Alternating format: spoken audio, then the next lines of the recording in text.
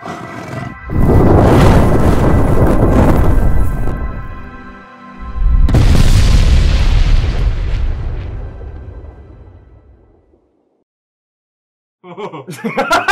hands! That's really good. Yeah, let's actually begin on jazz hands. I freaking love that. Hi! Good to see you all. I'm just kidding. You see me, but I don't see you. My name is Will Tramp. I'm the narrator for Basements and Besties, the Dark Lanterns of Sharn, an A5E level up actual play sponsored by Ian Publishing. We are here for another exciting game. I promise this time I won't get as intense with you, Colin.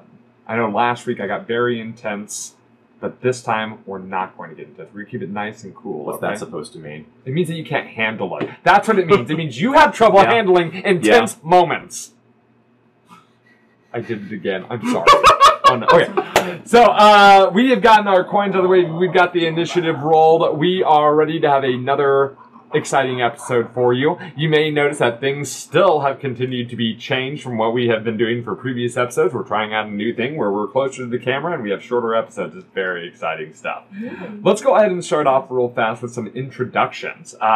So today, we're going to go ahead and we're going to introduce ourselves and our characters. And I think today's question of the day is, what was your character's favorite childhood toy?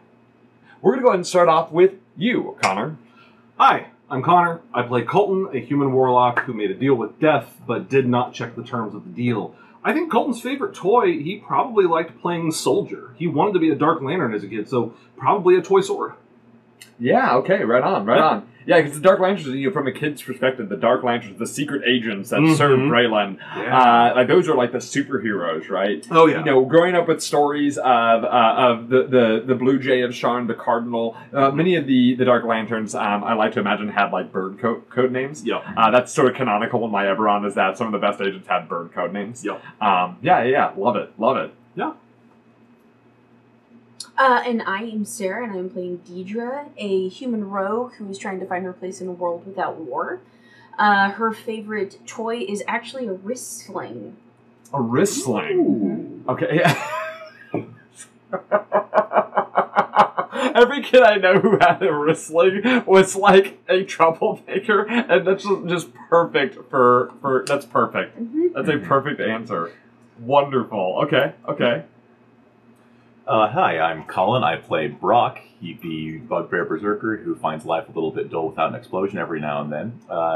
His favorite childhood toy was a discarded pair of tongs that he found, like from a forge, not salad tongs. I wouldn't be a Dark Lantern. I knew I was desperate trouble. I'm Crab Boy.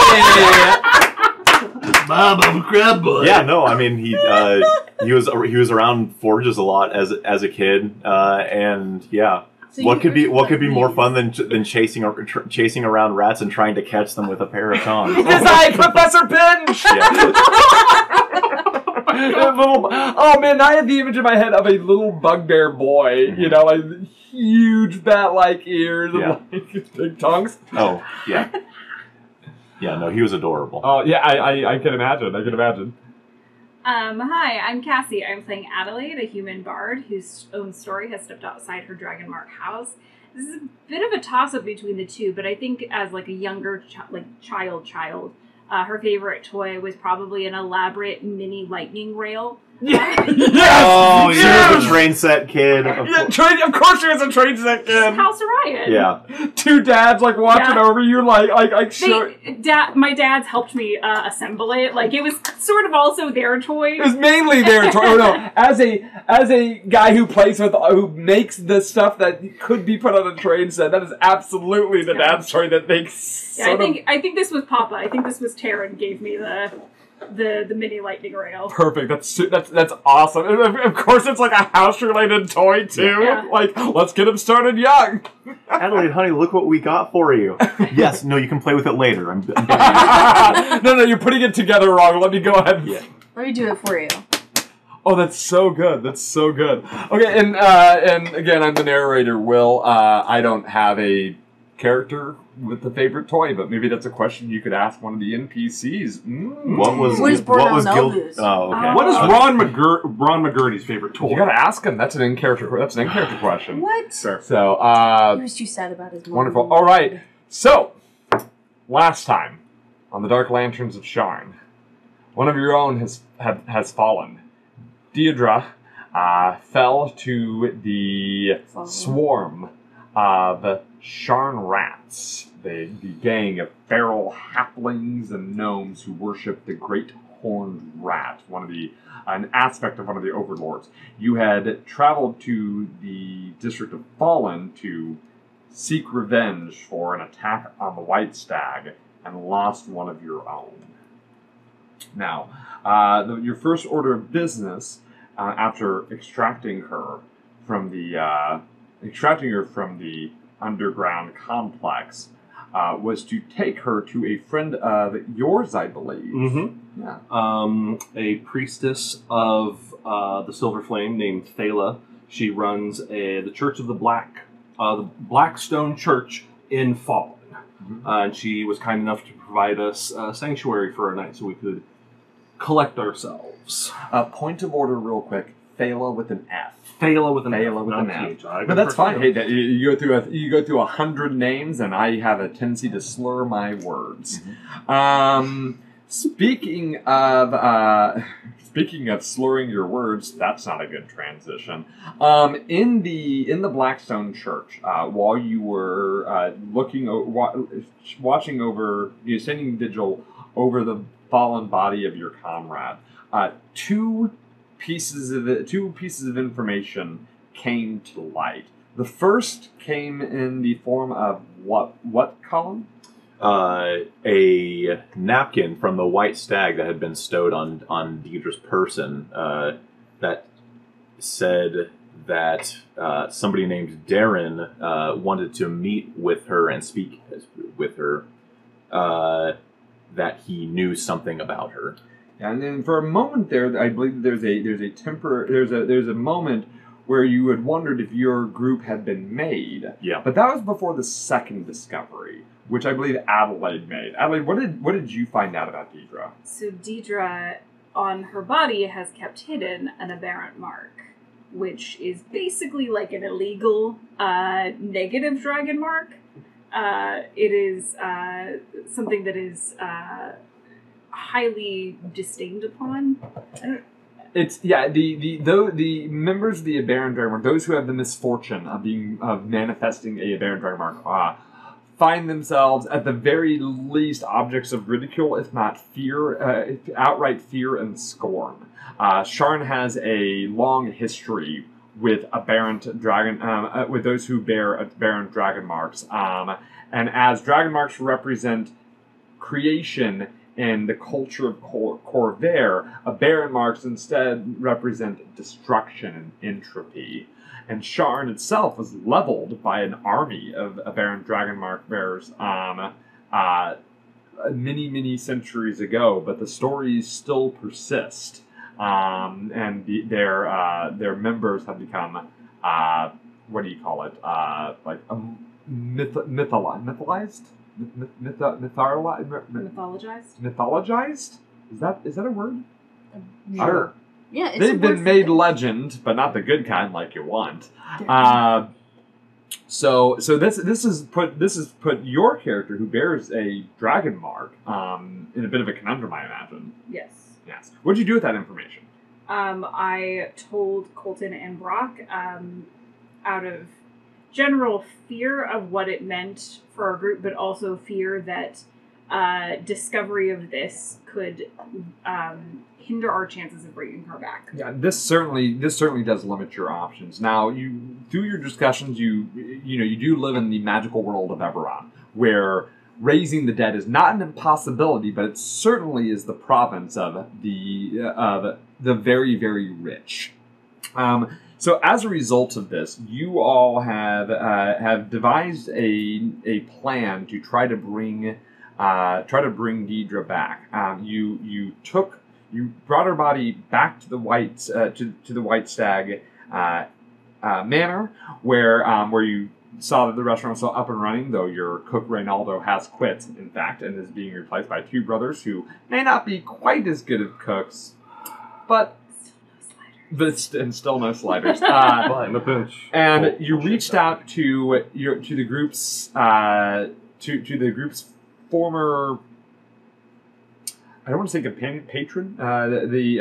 You reached out to Bonel Ernelview, the son of the disgraced Lord Ernelview, who had embezzled a fair amount of funds from the city and absconded. You reached out to him to see if maybe you could use his influence and connections to find a way to get the funds.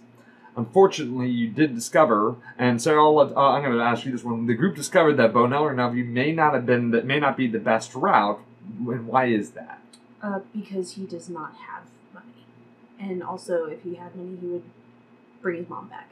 Yeah, Bonel Ernelview, his mother had passed away and had left him the mourning locket. And you can see that bringing that up it revealed a bit about him. It did unfortunately sort of leave him in a sort of awkward position because he did want to help, but he just could not. But not all is lost, because I believe Adelaide has a plan. And what is Adelaide's plan? Adelaide's plan is to seek audience with Lord Sadrin Denieth, the head of the Sharn chapter of the House Denieth, the father of her old friend Francis. Yep, and I believe your connection is not only through Francis, but also through Francis's younger.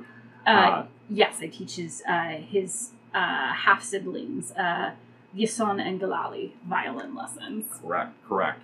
So where we open up tonight's session, you have sent a message to the courier announcing, asking for an audience with Lord Sadron de Denieth. We are going to state that you have received a message back. Probably a few hours later, you're back at the White Stag. You went back to the White Stag and received a message, and waited for that message to come. You received a message letting you know that that Lord Cedron will meet with you, and towards the later portion of the afternoon. And so you make your way to Upper Tavik's Landing. Tavik's Landing is another fairly old district of one of the older districts of Sharn, and Upper Tavik's Landing is... I'm trying to figure out how to explain Upper Tavik's Landing. Upper Tavik's Landing is... Well, it's where the money is.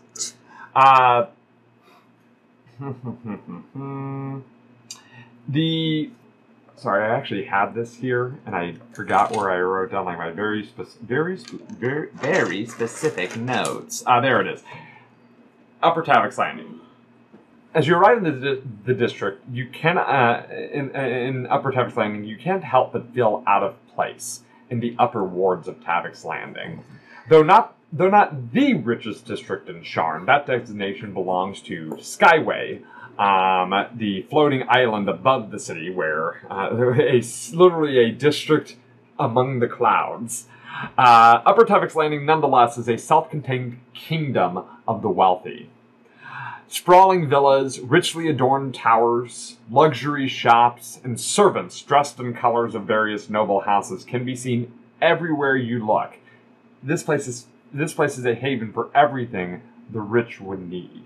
Now, as you are approaching the gates to the district, and it does have gates on the bridge that you're arriving with, you see that there are a number of armed Denieth guards checking people before they enter the gates. Go ahead and give me a culture check. I'm going to give you disadvantage on this check because you were born in the lower ward. Probably have never been here before. No, he's very out of the Culture's intelligence. Correct. Culture, intelligence, culture. Oh yeah. And this is specifically laws. Laws. I believe one of you has 11. 11? 13. 2. It's in that Okay. one. This is not something... Oh no.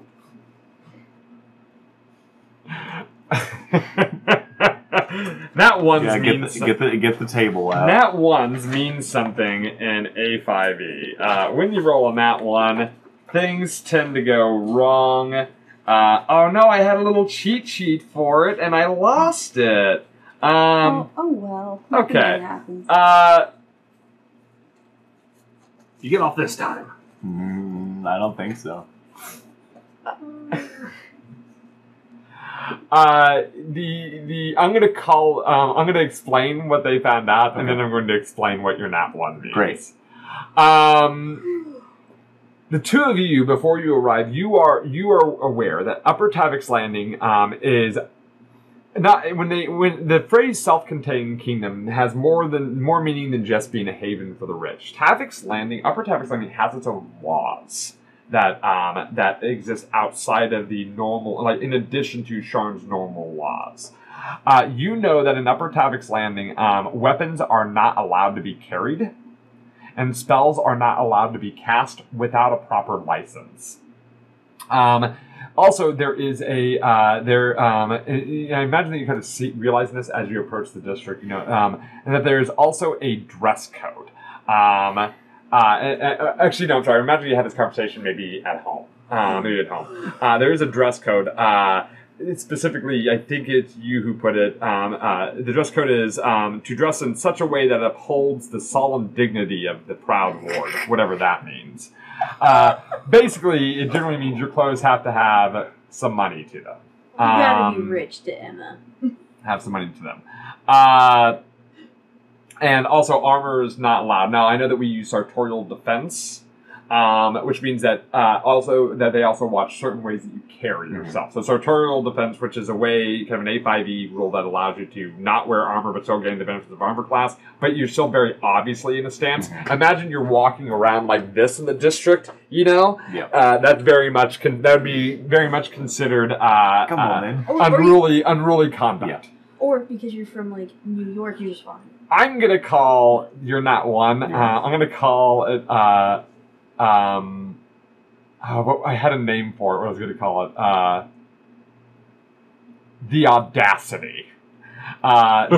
You're so frustrated by the knowledge that they could take away your Braylish given right to bear arms.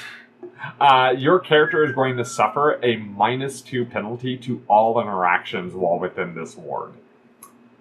Because you are so infuriated. Lucille here fought and died for this country. Yes! Did she? She did. So I imagine with this knowledge, you probably left your weapons at home, knowing that you do not have them. Or do you seek to go get the proper license? Time is of the essence, and we're not going in here for a fight. I'm leaving my weapons. I am making sure that I have fancy clothes. Do you? Is that on your character sheet? Yes. Yeah, very nice. What about you? What kind of clothes do you have on your character sheet? Regular clothes he'll put on his Sunday best. But I don't specifically have fancy clothes on my stuff. I will leave my weapons at home. I don't want to have the argument of, well, it's a spellcasting focus. I have traveler's clothing. I don't... Who do you think you're talking to? It does, Steve. You just shake your cloak out. And I assume that you choose not to walk into the district in your sartorial defense. Correct. Oh, absolutely not.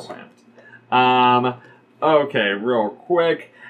Just checking a couple of things here. It's always fun when you actually have to think about how much do my clothes cost. Right? You said travelers? Yeah. Oh, yeah. Okay. And you said you have, what, fine clothing? Yeah, the finer fancy. Oh, fine. Yeah. Okay. Wow. Yeah. And what do you have written on your character sheet? Traveler's clothes. Yeah. Okay. No. All right. As the three of you arrive to the district, you both clearly stick out like sore, poor thumbs.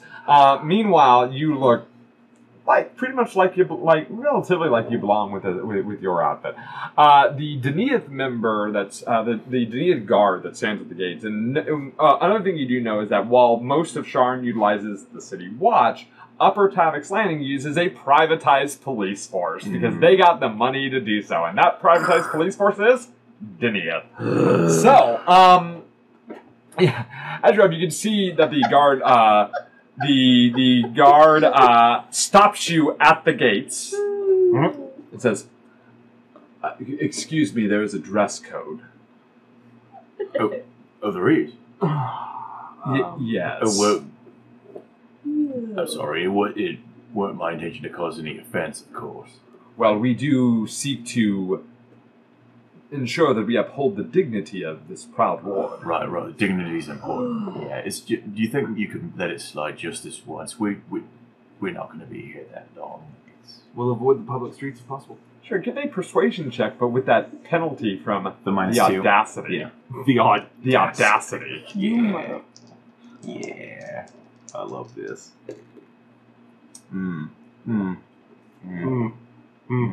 How's a 5? So you think you said it in a reasonable way, but how did you really say it? I lean in way too close.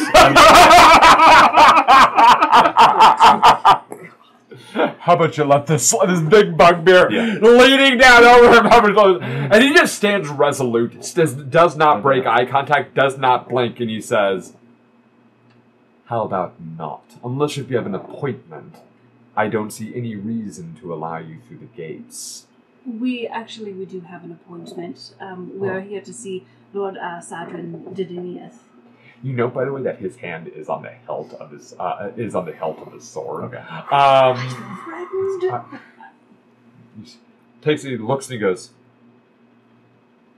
"Lord Didinius." Yes. Oh, I see. We will provide you an escort. Thank you so much. You are big old bugbear smile to the guy. Tip my hat. You wait for a few minutes before another guard is brought over, and you are escorted into the district, or into the ward. You are led to the district of Copper Arch, named for a massive copper. Oh no! Oh no, his battery The dam's down! Quicker than Mountain Dew! A massive copper arch stretches over the center of this business district. The streets are filled with well-to-do citizens and professionals conducting business and heading to their homes and offices. You are led as you pass. You do note, and I would say you would probably know this. You do know that there's one business in particular that sort of draws your eyes. You can see that it has giant illusory models posing above the entrance. You can see as they move and sort of model, you can see their forms change. Their hair goes from basically last year's due to like the current look, and like beautiful, fairly on elven models. And you see the name Transmutations, the #1 beauty salon in all of Sharn. And you would know this at the very least because in any event that you would go to as a child for the Dark houses, you knew that that those in the upper echelons of the house went there to prepare. But you are not taken to Transmutation. Oh, man. You soon find yourself standing outside of Steelwind Manor. Steelwind Manor's stark white walls and gleaming crimson roof and turrets stand out even among the other opulent estates of Copper Arch. A 3-story mansion lies in the middle of a picturesque lies in the midst of picturesque green gardens dappled with hedges and water features. The estate is surrounded by a tall white brick wall, with a single wrought iron gate as an entrance. The Denieth house crest, 3 heads of a chimera on a field of purple, green, and yellow, is emblazoned on the gate, and armored guards stand at attention on either side. Now, behind the estate, by the way, you can see massive stone walls, not like a part of the estate, but just a bit behind of what looks like a small military fortress, also emblazoned with the symbol of House Denieth, which which appears to be a second enclave. Now you're from Dragon Towers, Yes. where Denia does maintain a public-facing enclave, but you are aware that they do maintain a second enclave for private training and also to house the garrison of Upper Tavix Landing here. So you stand outside of Steelwind Manor. Your escort speaks a couple of words with the guards to the attention. They open the gate, and you are brought in or taken to the up the stairs to the front door, the front double doors of the front door of the manor, and are let inside. You find yourselves standing in a grand entrance hall. You see a magnificent harpsichord sits on display over there to your right. You see a crimson carpet runs down the hall towards an open door to a foyer, and you see a number of other doors kind of leading from this chamber. But probably what draws your attention the most is the light from a crystal chandelier reflects off of more than 36 holy symbols and depictions of the sovereign host, perched on wall shelves. Among them, you see the horns of Balinor and the white sheath of Arroweye, but most prominent amongst these religious items is a statuette of 3 dragons. A silver-scaled dragon and a scarlet-scaled dragon are squaring off together against a fiendish-looking dragon of immense proportions, with curved horns and blackish mahogany scales. The guard stands at attention, stops in the grand hall and says, "We'll wait here. We'll wait here." All right, Thank you. Nice place. Yep. Do I understand the iconography of the 3 dragons? Go ahead and give me a knowledge of religion check. That is intelligence, right? So 16. This is something that you both understand, and it represents 3. These are 3 aspects of each is an aspect of one of the members of the sovereign host. Well, 2 of them represent Dol Dorn, the sovereign of hold on here. Dol Dorn, the sovereign of combat and warfare. That would be the silver dragon, I believe. I'm trying not to mix these up here. And then Dol Ra. No, I'm sorry. The scarlet scaled is Dol Dorn, sovereign of combat. Dol Ra is the silver, who is the sovereign of oh my goodness, sun and sacrifice. They are, according to sovereign host legends, they are brothers. And the larger dragon is representative of a member of the Dark Six, the Mockery, the 3rd brother. The 3 brothers of warfare. Each one represents a different aspect of battle and fighting. Dol Ra basically represents honorable combat. Dol Dorn represents glory. And the glory that comes from athletic prowess and combat. And then the Mockery represents all that is basically shitty about it. A patron of people who throw sand in your eyes before they stab you or something. Mm-hmm. You know. So that is what this is a representation of. So. It does not take too long before a figure emerges from the foyer and enters the hall. You see an aged tiefling with a long white beard, dressed in a black suit, wearing thin-rimmed spectacles. His horns curve above his head at least a foot in the air before curving all the way back down, nearly halfway down his back. And these are massive ones. And he has a long white beard, again, dressed in a fine black suit, but which you can recognize as a servant's attire. As he approaches, this tiefling, he sort of looks at you through his spectacles and kind of waves away the guards, and I have it. And he goes, I have it from here. He kind of stops and goes, Miss Adelaide Oleander, Yes. I would presume. I am Willifort Crowell, the chief butler and personal assistant to Lord Cedron. He smiles. You can see a mouthful of fangs. They're typical of mini tieflings. Yes, thank you for greeting us and seeing to us, Master Crowd. Yes. And who else do I have the pleasure of addressing? Colton Reeves. Mr. Reeves. Sort of looks over your clothing and sort of... Brock, pleased to meet you. Is there a surname? Not as such, no. I see.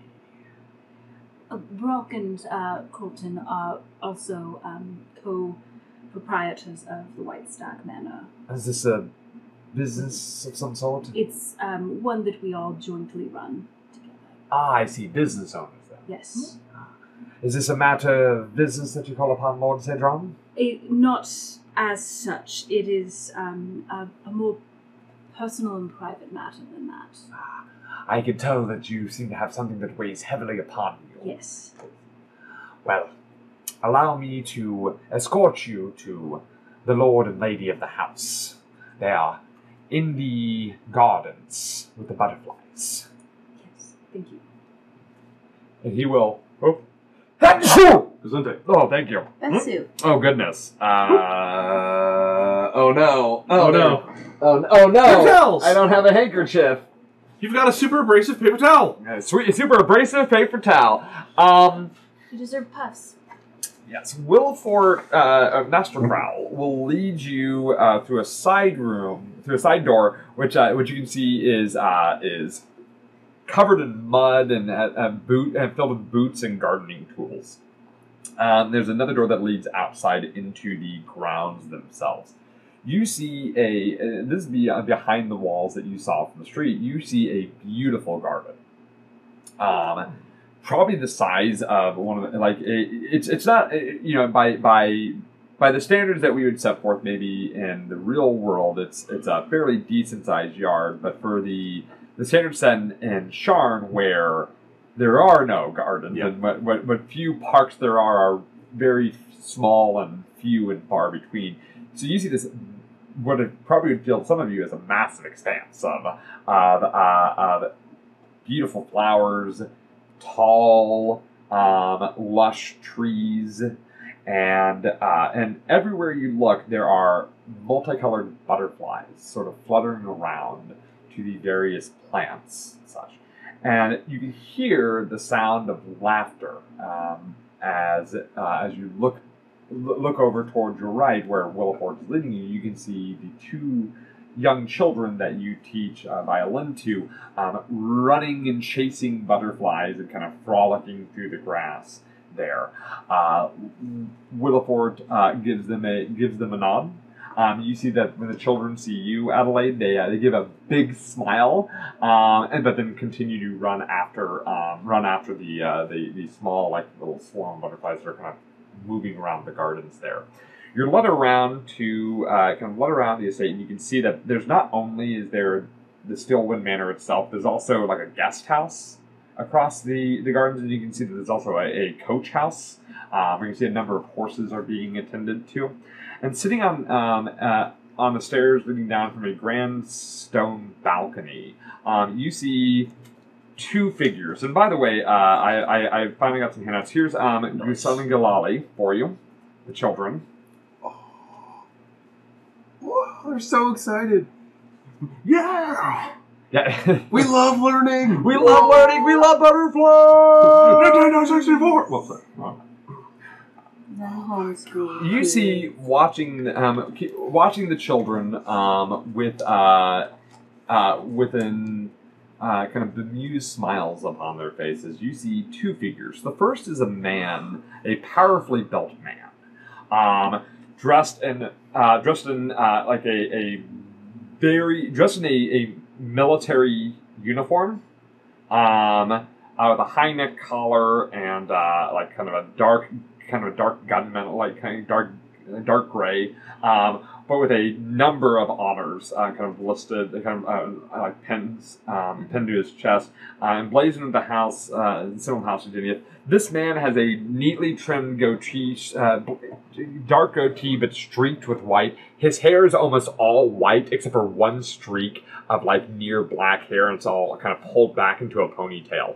And he said he watches like it's kind of almost as if he's standing at attention, like watching these children play. And you and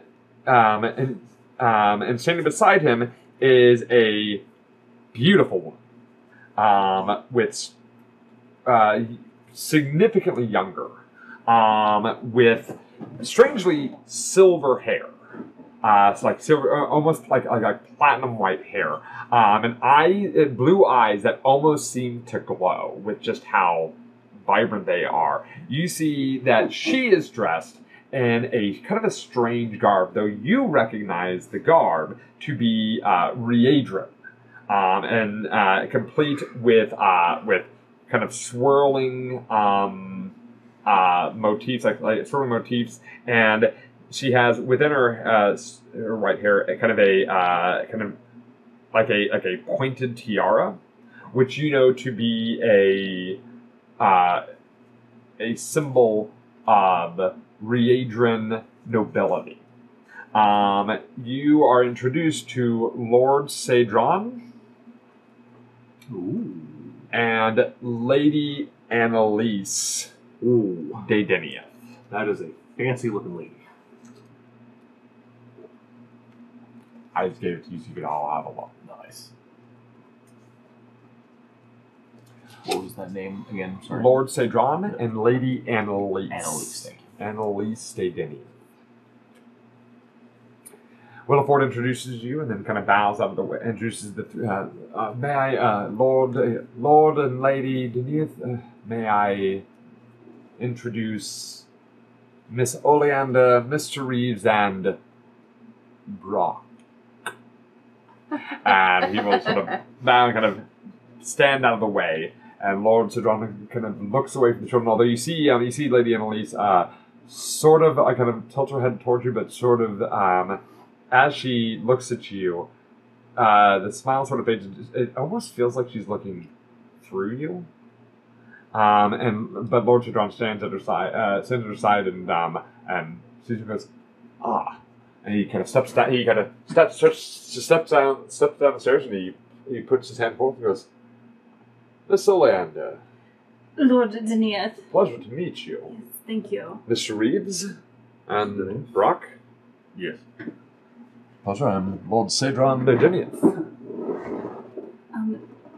Thank you, sir, for meeting with us on such short notice. Well, you are the teacher. You are the teacher to my children.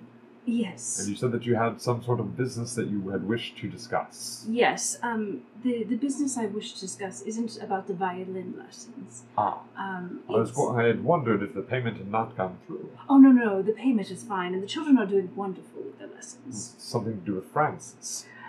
You see, at this point, Amelie sort of kind of gives a Francis, kind of just sighs, and you just hear Francis. He goes, No. Has something happened? No, it's not to do with Francis. It's with another friend of ours. Friend of all. We've recently become the proprietors of White Stag Manor, a tavern, and that coupled with the adventuring lifestyle has sort of been a trade that we've all gone in together. But there was a bit of an upset last night, and we find ourselves in trouble. We were sabotaged, and our patrons were put in peril, and so we sought to seek answers. I don't mean to interrupt you, but my time is very limited. Yes. What is it that you are here to... We lost one. We lost a member last night, trying to get answers, and in our fervor for the patrons that were assaulted, our friend D. You know that he's tapping his foot at this point. Our friend D died, and we are looking for ways to get her back. We find that House Juraska was probably our only option, as she was not a member of the faith. Let me cut to the chase here. You seem like a nice young woman, but you seem to also, like many members of House Orion, I believe. Yes. Sometimes your path takes a bit too winding. Are you here to ask for money? Yes. Or help in a similar fashion. You see, Lady Annalise has kind of gone back to watching the children, and Lord Chadron sort of kind of stiffens up a bit and goes, "Let's retire to my study and have a more private conversation." Willowfort heads forward and goes up the balcony and opens up a pair of doors and leads he leads you into a richly appointed study with mahogany shelves and many books, leather bound. There's a large desk covered in papers and maps, and the walls bear oil paintings of great Deniath generals. As you enter the study, and there's a number of chairs there already placed out kind of near the desk. Lord Cedron kind of speaks to you. I'm a man of very few words, Miss Oleander, and my time is very valuable. As a result, I much more prefer it when business arrangements, and he kind of moves around the desk and sits in the chair, when business arrangements are kept short and to the point. So I'm going to ask that, let's focus on the most pertinent details. You're looking for money. Yes. And you have come to me for this due to... The nature I felt was perhaps in a similar line to what some of you and your compatriots are doing, trying to keep people safe. It's what we were trying to do. Well, House Deniath always has maintained a hard line of keeping those with money safe. But I believe, sir, that you go beyond that. You see Willowfort kind of stops. He's like closing her, kind of just stops, and he looks over and gives Lord Cedron kind of a look of like, and Lord Cedron kind of waves his hand. You can go. Just close the door behind you, please, Master Crowl. Close the door, and you guys are left alone with him in this room. It's a broad-shouldered man. You can see that behind him, behind this, you can see that up on the wall is this ornate sword, that glows with this bluish white energy. There's a slight hum to it, though. If he notices, he's probably gotten used to it. It doesn't seem to bother him. You speak of the Sovereign Swords. Yes. I believe Francis has told you something about this? Something of it, yes. It was interesting that Francis would speak about potentially private family matters with others outside of the family. I assume you and him must be very close. We are. We've known each other a long time. And I was there during previous hardships with Francis. I think that created a certain bond. You speak, of course, of the death of his mother. Yes. Yes. I have 4 children, Cedral, Francis, Gusan, and Gilali. Cedral and Francis are both with my first wife. When she passed away, that was a hard time for all of us. Francis had just come of age to enter the 12, and as a father who dealing with a bit more emotionally than I think I knew how to handle at the time. I made the grave mistake of sending him to school rather than keeping him home where we could grieve together. It was one of my greatest regrets as a man and as a father. I was not there for him. But I read his letters that he would send, the few that he would send home from the 12, and he mentioned you often fondly. And first, allow me to extend my personal thank you, as we've never really spoken in person, but allow me to extend my personal thank you for keeping an eye on my boy. Of course. Never gave you a picture of him, did I? No. There it is. It is because of this reason that I agreed to have this meeting in the first place.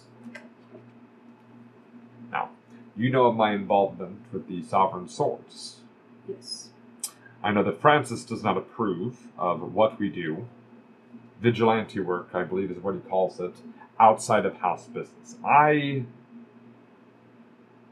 personally have found over the years that, well, being the head of a house in this particular area is very rewarding for the coffers. That it is not necessarily as rewarding on the soul. I understand. So I've sought to give back in different ways, and all in a different way, in the name of the sovereigns, and it breaks the rules a bit. But truly great men do not become great by following the rules of lesser men. Yeah. So you have come to me because of my connection, or because of this connection to my extracurricular activities. Your extracurriculars, I think, are in a similar vein as to what we were trying to do. That's why I came to you, yes. People were essentially, they tried to poison people in our establishment. And we wanted answers, and we went in head first and paid the price for that we wish to fix. And fix discreetly.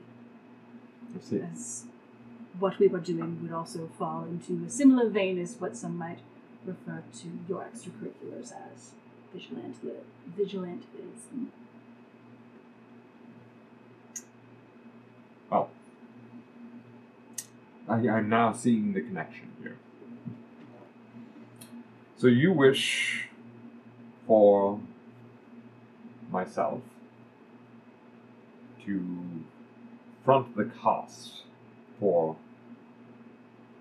the resurrection of your fallen friend, who you state was doing good in the name of the people of Sharn. Yes. So I can respect that.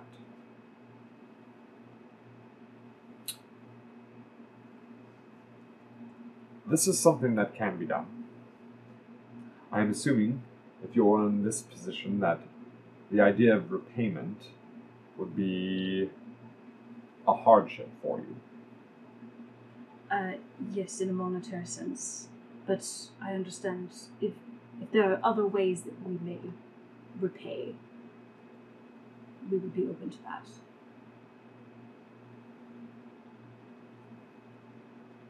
We understand it's a large expense. And you're looking for discretion? Yes. Very large expense, then. Yes. Carrasco. This can be arranged. I, at this point, do not have particular need of the services of a group of unaffiliated vigilantes. I find myself often surrounded by eager young men and women ready to do the good that so many will not. But I can acknowledge that it would be useful and potentially in my favor to be owed a favor by someone of that ilk.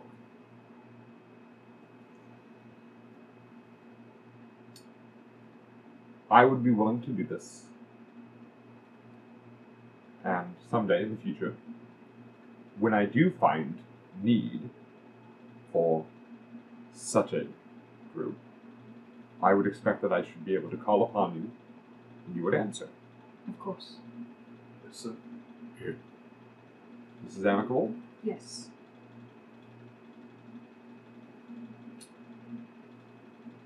All right. For what you have done for my son, and for what you have tried to do for the people of Sharn, mainly for what you have done for my son, and what you will do for us and for the family in the future. We find ourselves in the group. He stands up and kind of stands up, and instead of taking your hand like this, he actually fits her, grabs your hand and shakes it, and then he goes. So, How's his grit, by the way? Strong, firm, Yeah. much firmer than Will's. Something I meant to ask earlier, actually, are the medals on his on his uniform? Are they Bralish military honors? They're housed. Denia. Yeah, Okay. absolutely. Yes. Good question. But you do see in his office various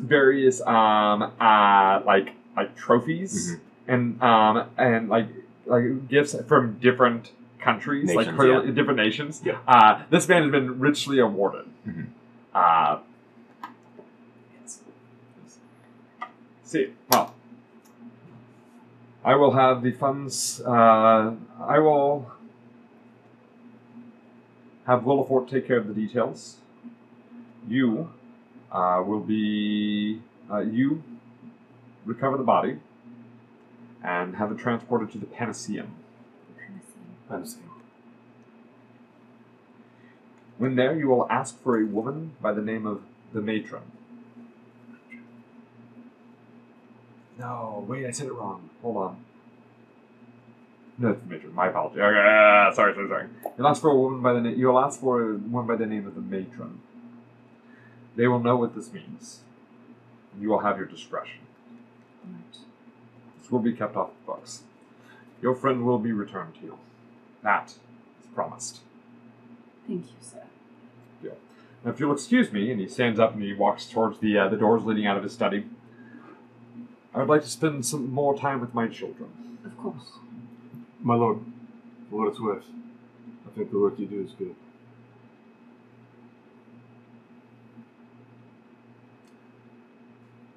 I like to believe so, too. And he will head outside. The doors, the other doors leading more in towards the building, open, and you see Williford standing there. And he goes, "I will escort you out." Thank you. Of course. You note that he and Lord Cedron do not actually speak to one another, but as you're walking towards the door,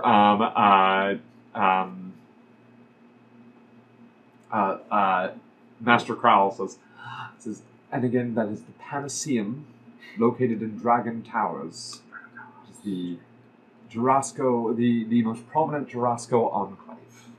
Yes, thank you. Thank you, Master Cloud. And he gives you over to the guard who had escorted you, who is waiting outside, who then escorts you out of the district. Of course. Yes. So, all right. That was easier than I expected. Although, I guess I shouldn't speak just yet. Who knows what will have us do.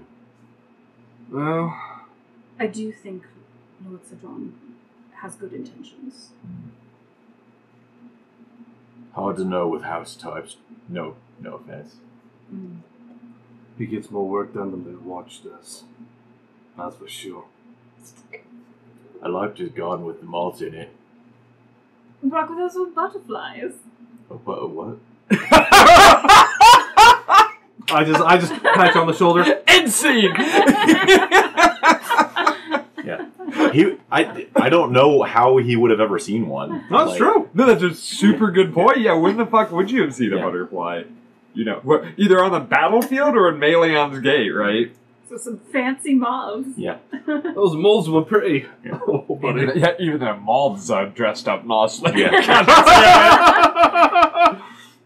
Would have loved to catch one of those with Professor Pinches. Sorry. Oh my God. Write my character for me, please. I'm sorry, I didn't mean to do that. No. It's great. Good stuff. It practically writes itself. Yeah, that is beautiful. All right. You head back to the White Stag. Arrange just. I was gonna ask. Did they give us a time frame for when they would be ready for us at the Panaceum, or? It's you. As you prepare her body, it's not long until there's a knock at the door, and standing there is a Lyriandar coach operator who dressed in a much finer outfit. Your coach awaits. As a private car has been sent to you. Private coach. Yeah. I'm sorry. No, hold on. No, it's not all sky coaches. There are other ways of transportation. An actual private coach with 2 horses have been sent. Because why would they send a sky coach in the middle of the race of the 8 winds? And as you step outside, you can see that there's crowds of people out there staring at the sky. And as you move to the coach, and a number of attendants carry the body for you, two attendants carry the wrapped up body of your friend. You can see up in the sky. You see a hippogriff is chasing after a Pegasus with its claws extended, and then suddenly the crowd just goes wild when a fucking gargoyle just leaps off of the building and crashes into the hippogriff with an explosion of feathers. And then they tumble behind a tower, and the crowd is just going apeshit. Where the hell's the eagle? Damn it! You hear a great screech somewhere in the sky, and you see like something zip by like a flash, but you see children screaming, women weeping, men also weeping because it's not just a woman. It's a beautiful sight. Oh, I love this time of year. You also see a pteranodon just fly by with a halfling on it, wearing a glide wing fly by. Glide wing fly by with a halfling wearing traditional Talenta garb. And he's got a spear in his hand. He's just hurling his spear past that zipping eagle. Real Brayley's tradition. You can hear from inside the White Stag.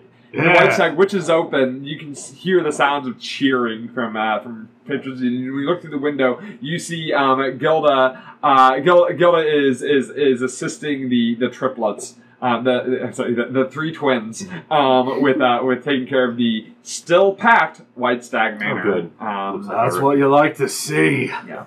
Looks like our reputation wasn't completely destroyed. No, so you are your private coach with 2 horses, with 2 fine draft horses. Sky horses?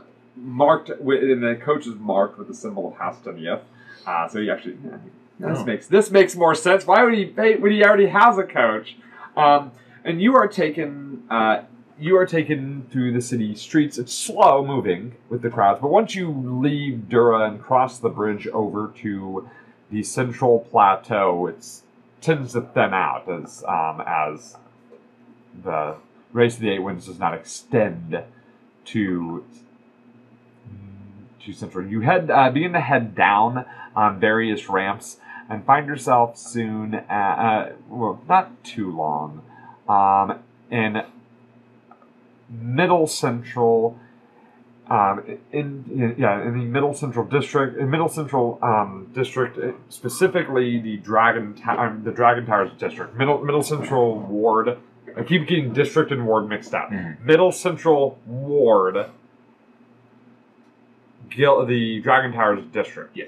Here, wealthy and important-looking people parade through this district with escorts of sycophants and well-armed guards. The sigils of the Dragonmark houses are in abundant view. You can see here the towers are effectively the corporate headquarters for the Dragon, not the true headquarters, but like the major enclaves in the biggest city of Breland. Each major city has Dragonmark enclaves, but a few, but Sharn has a pretty massive presence here, including, but not limited to, Cannith Towers, which are this gigantic metal tower where the head of it is in this shape of the Gorgon, with these great horns and glowing green eyes and nostrils that sort of pour out this kind of harmless green gas.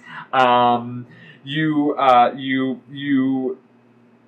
pass by a number of other like Dragonmark house buildings and such, and you are brought to this marble tower, this white tower, dome with a golden dome over it. Sort of like gold. It looks golden as the light reflects off it, but you realize it's actually like colored glass, like this whole glass domed marble building, with the symbol of House Jarasco on it. And House Jarasco, I believe, is the should have had that right. I can tell you all of the others, but I can't tell you what House Jarasco is. Oh, with the symbol, their symbol is a griffin, ringed in laurel leaves with two hands coming together over the top of them. And you see the name, the Panaceian, kind of carved into this rich marble. The Panaceian is the biggest hospital in Sharn, probably the most well-known hospital in Sharn. It is the central hub for pretty much all Jarasco activities in the area.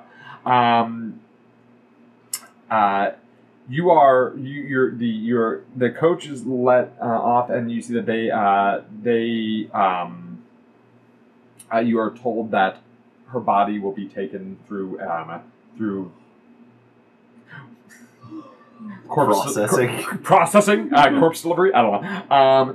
And you are kind of placed in front of the front door. So you walk in, you can see this kind of the Panaceian's entrance hall, where a number of sick people are waiting in a waiting room, where halflings dressed in scrubs are kind of taking them back to various rooms. And you see at the front desk there is a middle-aged halfling man with dark skin and graying hair, graying curly hair on his head, kind of checking people in. And when you Go there. How can I help you? Yes, we're here to see the matron. And you see a woman with a clipboard, a tan halfling woman with a clipboard, immediately look up and then sort of just brush him aside and, stay in the camera, Will, brush him aside, and she goes, I'm sorry, did you see the matron? Yes. Please follow me. We do. Are you Miss Oleander? Yes. We have been informed of your arrival.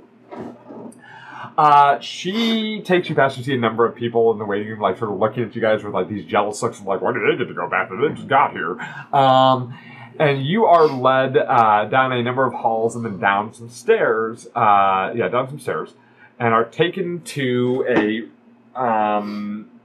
room that to like pair of double doors that with a couple of guards standing outside, halfling guards standing outside, and the sign above the room says room of resurrection, and the woman with the clipboard steps forward and mentions something to the guards, and they open the doors, but they do not enter. And the woman kind of gestures for you to enter the room, and then the doors close behind you, and you are alone. Inside this room, it is a circular room, stark white.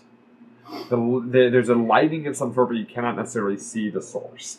The door, the singular feature in this room, other than like the floor, which is sort of divided, like kind of looks like a circle, like divided out into a number of different like radiating spokes, with the center being a raised dais with a altar engraved with yellow, kind of a marble altar engraved with these yellow stones. And within the stone, you can see this crackling energy. You recognize these to be Sybaris shards.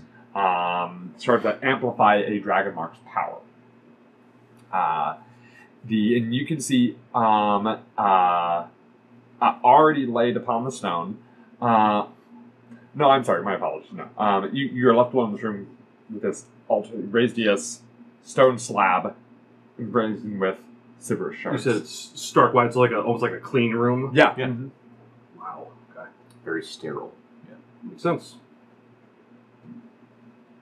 Speaking of which, how's Colton looking today? How am I? It's the same. The same day, so. Oh, okay. Well, as you look at him, by the way, you do note that he's all the dirt and grime that has been on him, it's only gone. So. Did you wash up before you came over? In fact, so are you. Yeah. You're completely clean, and so are you. I was thinking the same thing.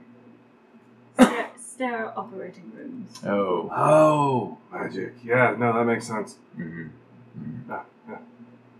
Interrupting your conversation, another pair of doors, the wall really slides open, revealing a hall across the room, and you see a pair of halflings dressed in white uniforms are wheeling in on a gurney.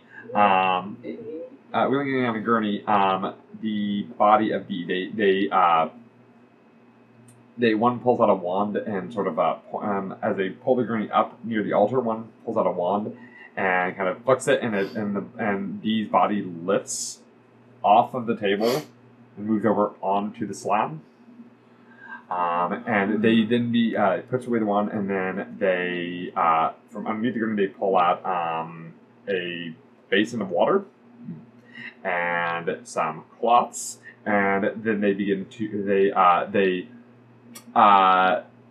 and another one pulls out a different wand tipped with a reddish stone with crackling energy, an Eberron shard, and taps it against the dais itself, and you see that suddenly the dais is encircled by like this hazy, like white, like cloud, completely obscuring your vision with it. But they were inside of it? Correct. Is there anything we can do to help? Yeah, take these, and then you see you're being handed Dee's shirt, which has been folded up. On the gurney, please. Mm-hmm. All right. Yep. Then another hands out, and then pants and all of these clothing. And Yeah, whispering. Yeah. Hope that discretion that your friend paid for was Extends this far? Yeah. Yes. Well, the two halflings step out, and one of them steps out, and one of them looks over to the two of you, kind of like a look of like what, and the other one sort of places his hand on his shoulder, and then just kind of directs him back to the gurney, and they just move. They have the basin. They put back on. They put the water back. Blah, blah, blah. They wheel the stuff out, and the doors close behind. And then immediately the doors that you came through open, and a single figure walks in. You see a very old woman, halfling woman, extremely old. Very tanned, leathery skin, more wrinkles, really, than anything else on her face. She's so pinched is her face, you can barely even see her eyes. She has a hunchback and a cane, little cane that she walks in with. Her hair is up in a bun, and the doors close behind her, and she just sort of like walks in, goes, Hello. Hello. Hello. You may call me the matron. Matron. Thank you. She walks up to the dais and goes, "Can one of you help an old woman, please?" Oh, Sister kind of she kind of struggles a little bit getting onto the dais there. And she begins to look over the body of Dee. And you can see that this angry red dragon mark. And can you describe this? What is it like? Tell us a little. What do you want to tell us about it? It looks like her mark looks. It's like almost like a wiggly maze. Starting from the center, it radiates out, and there's different pathways that can be taken. Some of them are abruptly like cut off, like there's hard lines. Some of them actually just kind of fade out once they get closer to the edge, and but they are. It's almost as if it's some sort of like tattoo that's just been growing on her skin, and you can see like pale reflections of ink starting to like get darker. Yeah, and it's and vaguely in the shape of a dragon, this maze, right? Yeah. And you can see like but unlike your dragon mark, which is like this kind of brilliant blue and purple, this is like angry and black and red. It looks like a tattoo, but like a tattoo that's got severely infected. Is the coloring on this? Like it's an affront on the skin itself.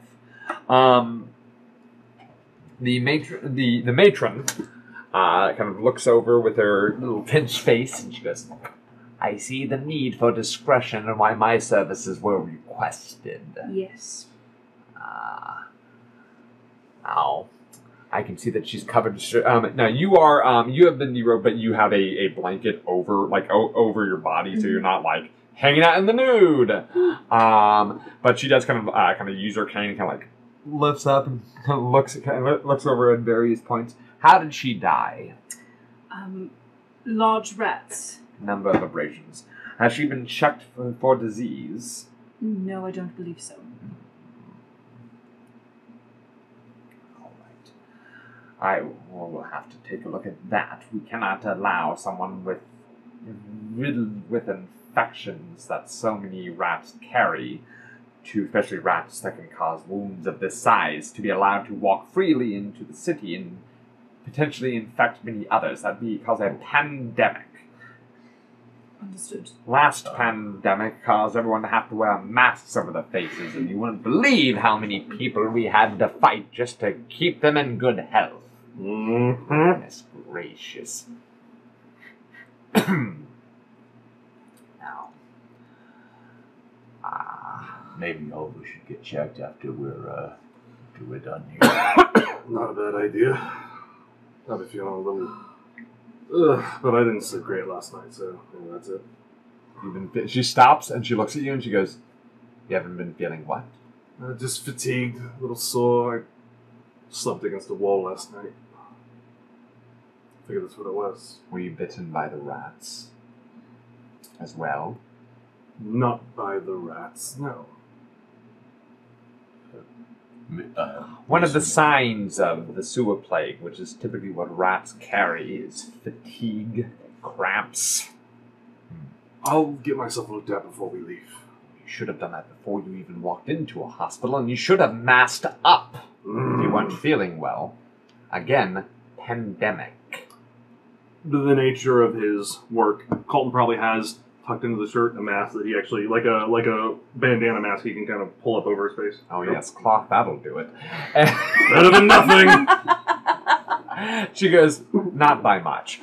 Now, your friend here, the standard fee has been taken care of. Quite a lot of money. You must have friends in high places, judging by your dress and the way that you carry yourselves.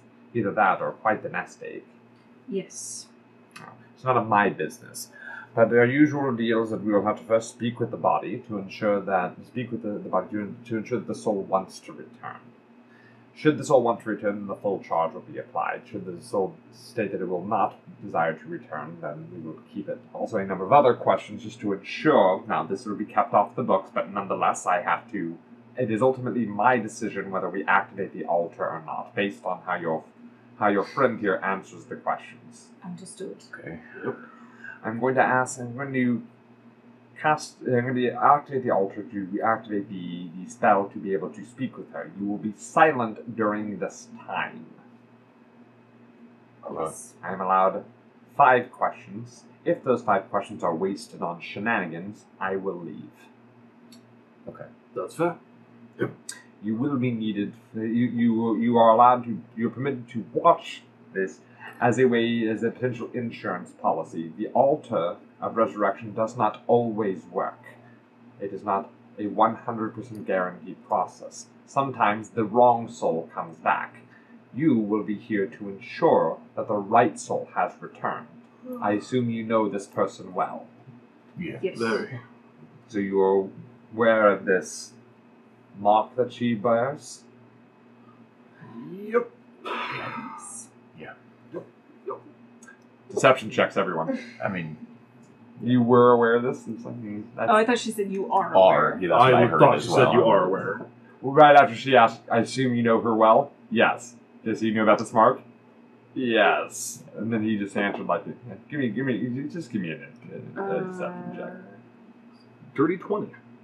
23. Natural 20. Gee, whoa, yeah, Dark Lanterns! Secret agent! Men and women. Thank And you. bugbears. Agent men and women.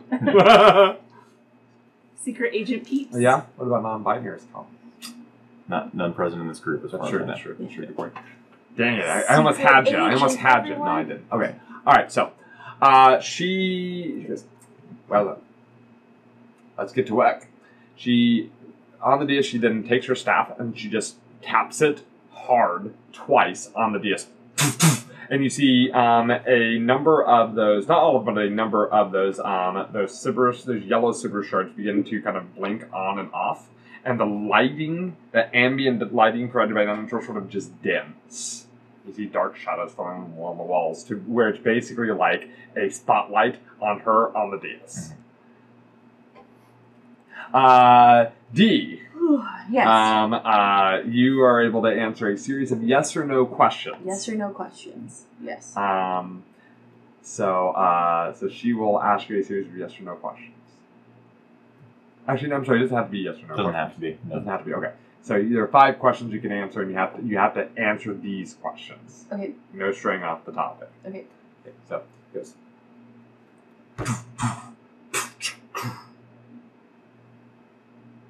What is your name? Deidre.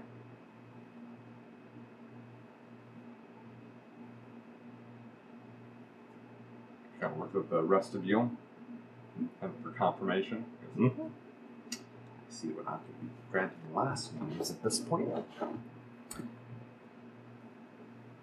Deidre, how did you die? I was attacked by gnomes and rats.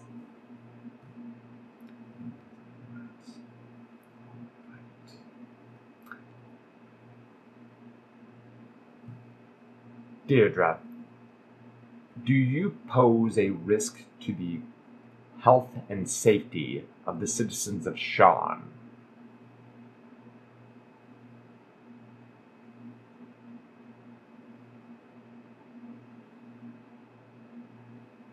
I don't think I do.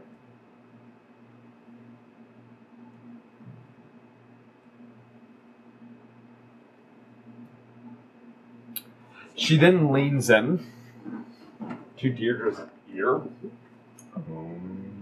and she whispers something.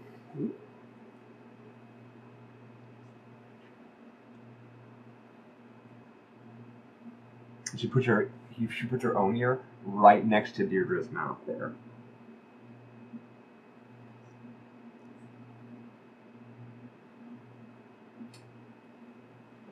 Deirdre, do you wish to return to the realm of the living? Yes. And the lights, and you see, there's kind of a stiffness to her body, like kind of a stiffness to her body, like kind of a little bit of like animation, right? Like, and then Deirdre's body relaxes again on the slab. Yes. We will conduct the ritual to bring your. I will conduct the ritual to bring your friend back. Thank you. It does help when friends and allies can provide something to coax the spirit back.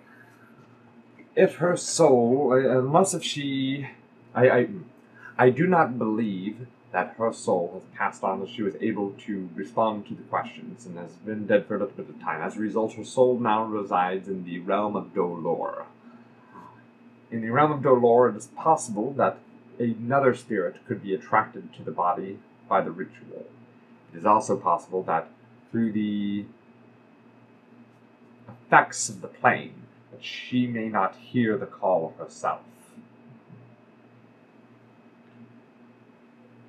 Which of you, if not all three of you, would like to assist in coaxing her back from the realm of the dead? I would. I will. Alright, so we're going to do a skill challenge. Oh boy. There, as it's been mentioned, there's a chance that something bad can happen, and your contribution to this this skill challenge will help the odds of bringing the right person back to the body, or bringing a soul and hopefully the right person back to the body. So how this works is you all make an offering of some sort, whether that be physical, whether that be words. The more trying to convince the soul of your friend to come back. Now you can use any skill you can justify here, but the trick is the DC of this skill check is set by how personal you can make it between you and D, based off of what has been role-played up until now, or what has been discussed between your characters. Okay? So, who would like to go first? I'll go first. The altar, she taps 3 times. The altar lights up. All of the silver shards start to light up. I like to enter there. It's almost like they're lighting up, but they're like circling. You know, like some turn on and then turn off, giving the illusion that it's just like kind of like circling around. And you can see that the dais itself begins to glow with this energy as this energy begins to pick up speed, and you can see like almost like an unfelt wind starts to pick up Dee's like hair and body as she kind of starts to rise above the altar. The matron stands aside as you approach the altar. I'm going to pull out my violin and say, Dee, I know this is one of your favorite from my repertoire. Listen to it and follow it back, all right? Follow it back. And I'm going to play her favorite song of mine. Which is? It is a jig. I think it's not like this like beautiful melody. It's like a fast-paced, like frenetic sort of jig that you could like dance to. Okay. So I'm going to play my violin. I love it. Go ahead and give a performance violin. A performance charisma check. Add expertise if you're proficient with the violin.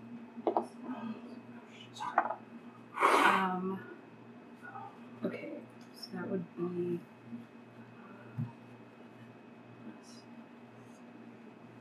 14. Can I also use my intrepid feat, which is added a D4? Sure. Okay. Use whatever you want. Okay, so 14 plus another 3, so 17. You feel the wind that seems to be blowing, the unfelt wind that only seems to be affecting Dee's body. It's 19. Begins to blow stronger. Her body begins to glow, almost and as along with the stones, which have started to reach an intensity that's so bright that it sort of fades out the detail. That starts to fade out kind of details as the the cloth like whips off of her, but you cannot see like details or just know that you can see her form like in midair now glowing with this intensely bright inner light. On the next, Brock will kind of approach and just say, "Hey Shiv, I know you're not really into this business with the Dragonmark houses, and frankly, I feel like I understand that a bit better now, given what I just found out about you, but we need you to come back, because frankly, I can't kick in every single door. Sometimes we need someone to do a little bit more of the subtlety, and I'm no good at any of that.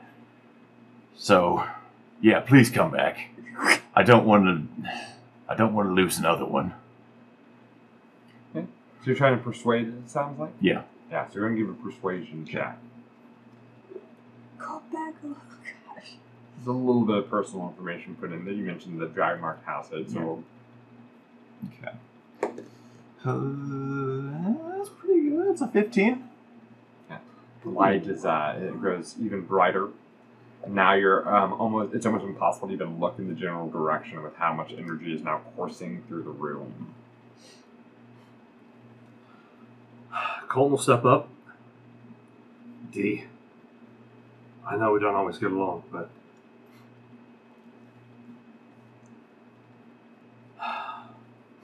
we've been through hell. And back.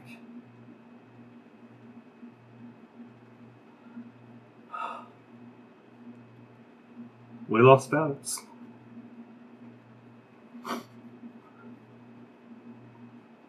We can't lose you.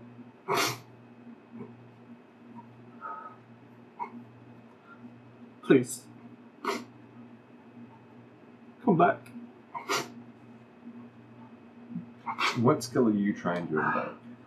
Persuade. To just persuade. Persuasion is the goal in my mind.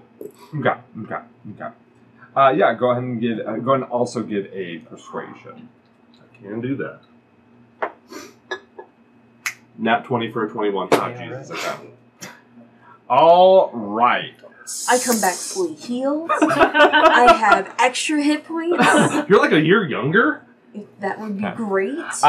The entire column, the DSing like now is like just like kind of erupts into light, sort of blinding everything in the entire room, and you can hear like feel and hear a pulse of energy kind of go through, and then suddenly the whole room is plunged into complete darkness.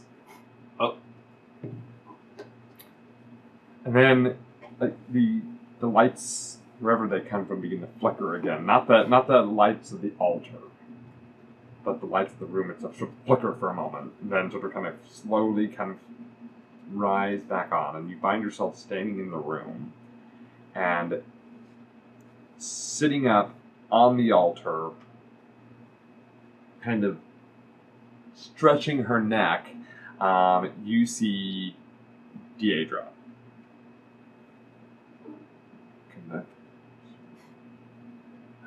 Rubbing a little, feeling a little bit of crick in her neck there, and rubbing that out. Am I naked? Here's your clothes, darling. Oh, shit. Turn Sorry. around. Fine. My bad. Yeah. Okay. What is your name? You see, you're staring at a very old halfling with a pinched face. She bears you can see that she bears the dragon mark. You see just the tail end of like a massive dragon mark. Right, like just the tail end kind of peeking up from her neck and around her face. And she's staring at you, goes, "What is your name?" Instinctively, like. But you've heard this voice before. Recently. Deidre.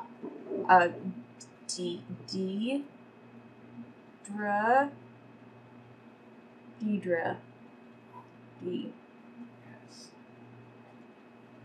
She goes by D. Yeah. Yep, that's it. I see.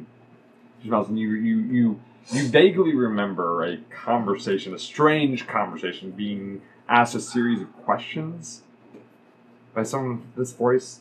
Mm-hmm. But before you have a chance to really soak that in, she's hobbling off the stairs and making her way back towards the doors. Thank you. Thank you Matron. so much.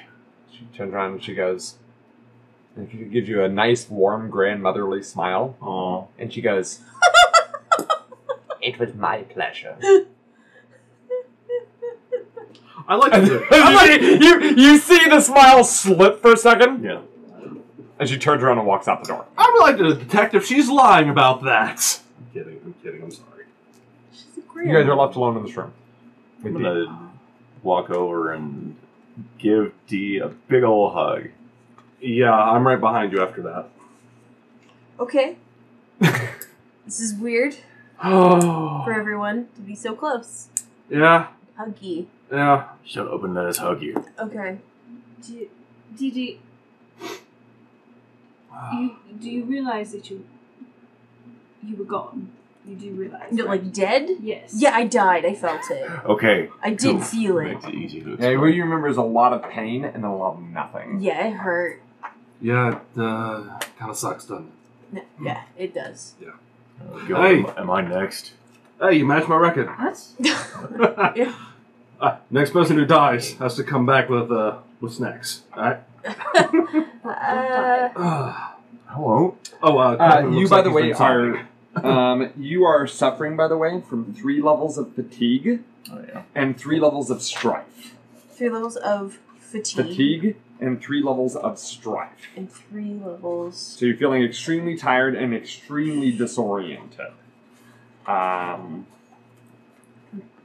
Yep. Yeah. And it's about this moment when you realize that, yes, in fact, you don't have any clothes on.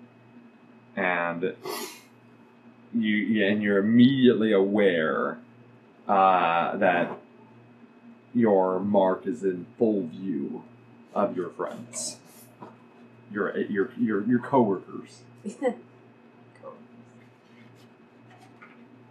So, I'm gonna get dressed. Yeah, I've got a quit. Yep. Thanks. Rock's And, going like, to turn around. She Yep. takes him a little more like forcefully than intended, and then like shuffles off.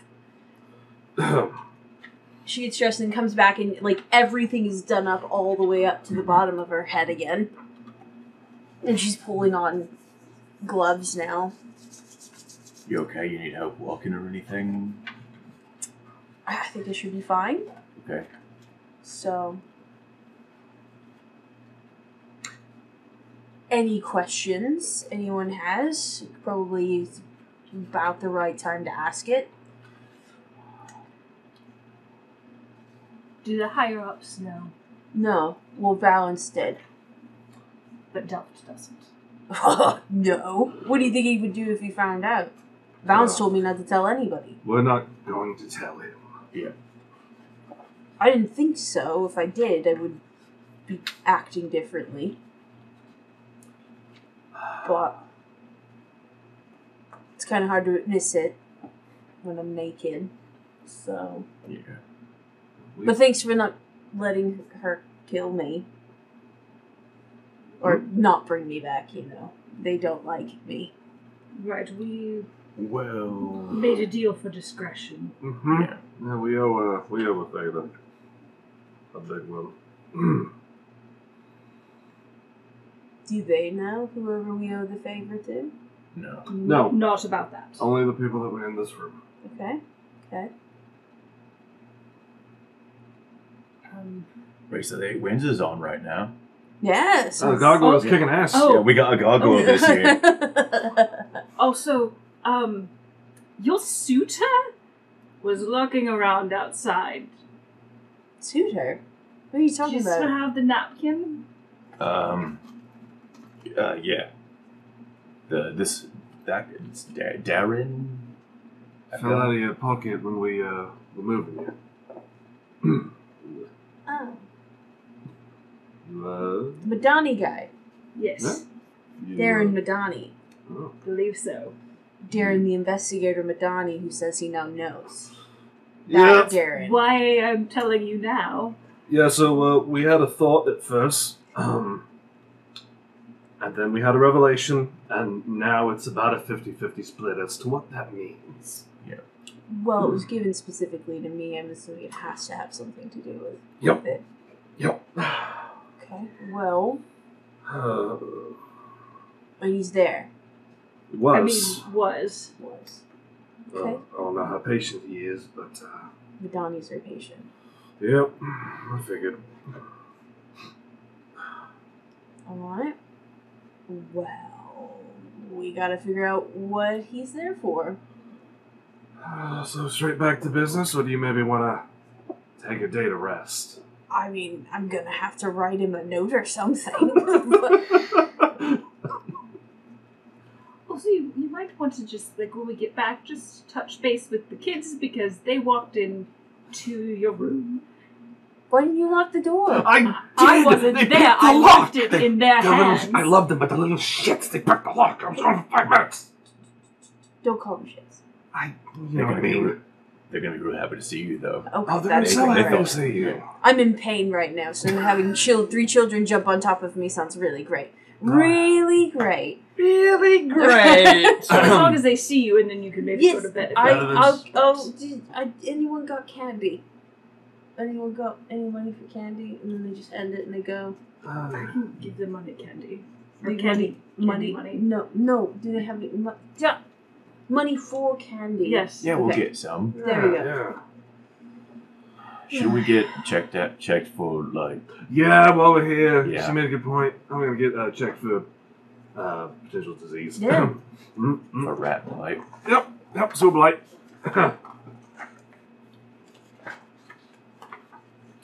Introduce everybody to a new friend. You were there. You don't remember.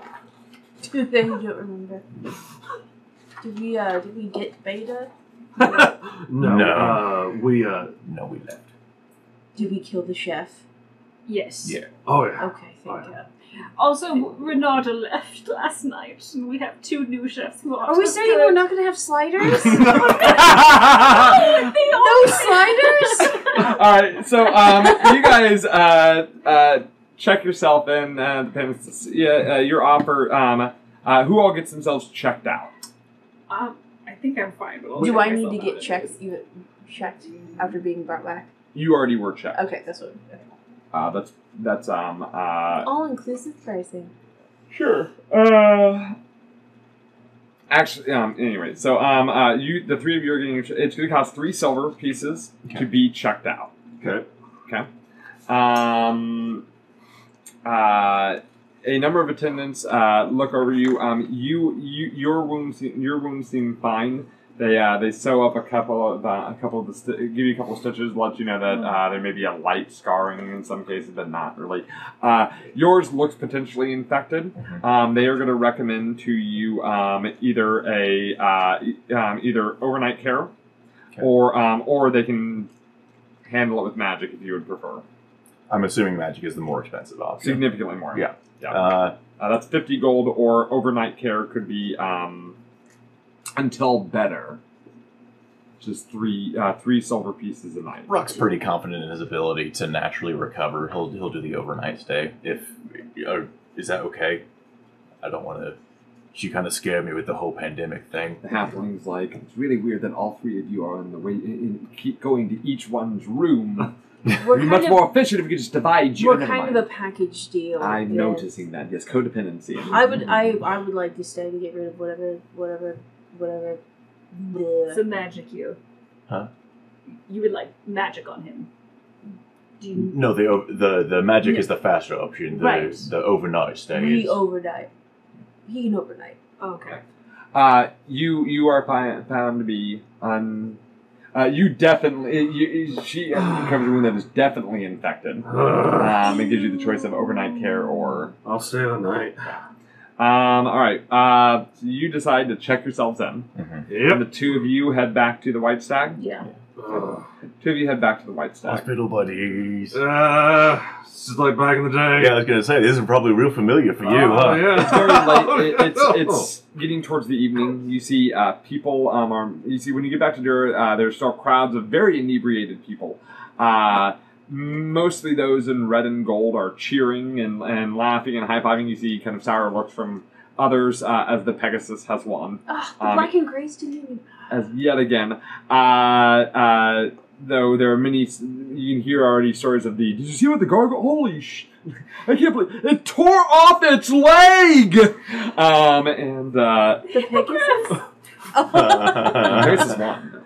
Well, he could have battle scars. Well, before you have a chance to really settle down and get the answers to your burning questions, as you approach the White Stag Tower, which is filled with people, you see a familiar face kind of appear out of the crowd from the lamppost. You see young man with kind of a scruffy brown hair and goatee, half elven man, kind of pretty good looking.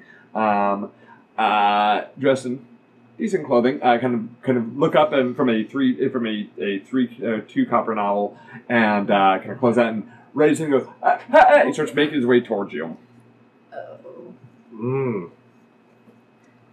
All right. Do you want me here? Whispering makes terrible. Oh, do you want me here? Over. I like motion like over there. Like my arms are too heavy for me to really lift them up, so I'm like just over there. And okay, you wave her off, and Darren de Madani approaches you, and he goes, D, right? Yeah. You did you get my note? I've been waiting here all day. You look terrible. Yeah, I just woke up. I shouldn't say that. I'm so sorry. That was really rude of me. Did you get my note? Just now, yeah. I don't know if he's shouting this over the crowd. Did you get my note? Yeah, I got it. Is there somewhere you and I could talk, maybe? Is Froon's place busy looking? Like in front, his front yard? His pants store? I'm just thinking, like, is it like empty on that side of the street? Like, just walk across the street? No, I mean there are crowds all over the street. Oh, well, I don't want to take him to my room, but Multiple rooms. We'll go up into the house part. The room. You see her lead him upstairs. All right, you head upstairs and find probably one of the more quiet rooms. And he goes, he takes off his shoes as he enters. Good job. Because it's just. Thank you. It's just polite. Nobody wants to take off their shoes. You should take off your shoes. Exactly. All kinds of gross things on the street. So many gross things. If people knew what they were tracking into other people's their own houses, exactly, they would never step outside again. Into other people's houses too. Yeah. Okay, so is here a good place to talk? Where'd you take him? I took him to my. That's the only place. Yeah, all right. You sit on the bed. All D has in there is a bed. Like she's stark. I know. Do you sit on the bed? Yeah, then? I sit on the bed. They're like pat. No, I don't pat. Oh, okay. I just sit on the bed because I'm tired. Okay, as the door closes behind you, he's kind of looking a little nervous. He goes, I'll just come out and say it. I know what you are. A woman? Well, yes, yeah. I mean, obviously you're a woman. There's no question about that. But what looking around like probably the least girly woman I've seen. Usually I see like a couple like stuffed animals or something lying around. I'm a bit scant on cash. So. No.